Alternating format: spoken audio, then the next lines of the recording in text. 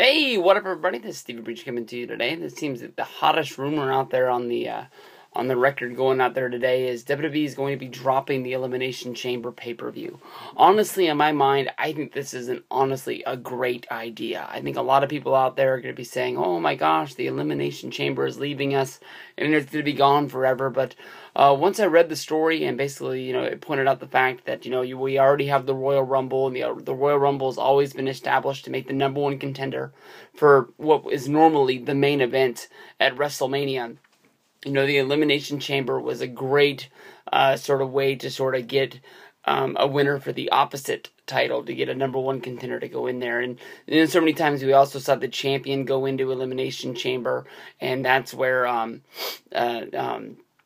the title would be defended as well. But I think it's just going to be great for WWE to get rid of these sort of Elimination Chamber and Hell in the Cell style of pay-per-views, to where people can always sort of just look at the calendar and know what's coming on. You see a feud starting after SummerSlam, more than likely that feud is going to continue, and they're going to trade wins all the way until they get to October for the Hell in the Cell pay-per-view. I'm hoping that a month or two down the road we'll get a story like this saying that basically the Hell in the Cell is going to be dropped, so basically that way you can watch a feud and not know, is this feud going to end at this pay-per-view, or is this feud going to go one more month?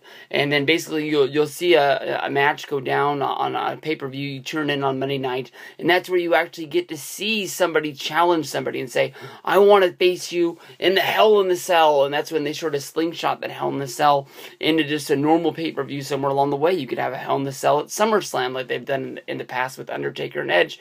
You can get a SummerSlam and an Unforgiven show. I guess they don't do Unforgiven anymore, but just something sort of like that. And as long as they're not going to be having the Elimination Chamber pay-per-view anymore, now all of a sudden on Monday Night Raw, they're going to have to make, 6 guys hot all at the same time at a random time of the year. Maybe they can move the Elimination Chamber back and have it as the October pay-per-view. It's not named it, so you don't see it coming. But then all of a sudden out of SummerSlam, you've got your champion, and then you've got the guy who's #1 contender. Maybe you got somebody who's coming on pretty strong. Then there's 3 guys, then you got 3 other guys you throw into the chamber to make it a good match. You got to make them look good as months, so you can't have them, jobbing out month after month or week after week on Monday Night Raw or pay-per-view. You got to make them look strong, so that way, it sort of does honestly look like anybody can come into the chamber and make sure that they can win it. You go back to last year, the Elimination Chamber, you saw a surprise entrant in Cesaro.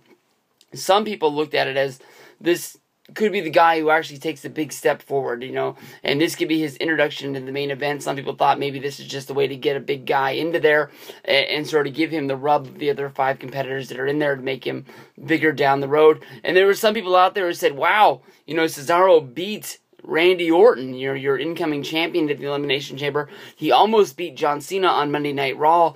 Maybe there's a good damn chance that he could actually win this fucking Elimination Chamber and be the champion going into Mania. You never know what could go down.